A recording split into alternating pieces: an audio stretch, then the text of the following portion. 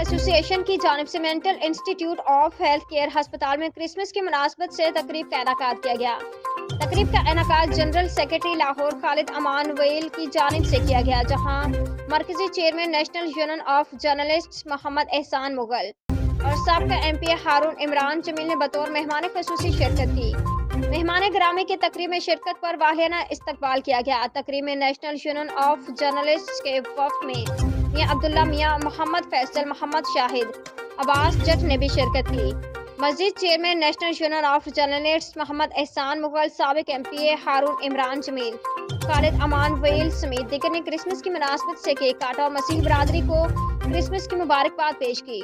اس موقع پر مرکزی chairman national union of journalists Muhammad Ahsan Mughal کا میڈیا سے گفتگو کرتے ہوئے کہنا تھا کہ مسیحی برادری کی جانب سے عزت افزائی پر مشکور ہوں۔ بحیثیت مسلمان اپنے مذہب کے دائرے اختیار میں رہتے ہوئے مسیحی برادری کی خوشی میں ہمیشہ کی طرح اس سال بھی شریک ہیں۔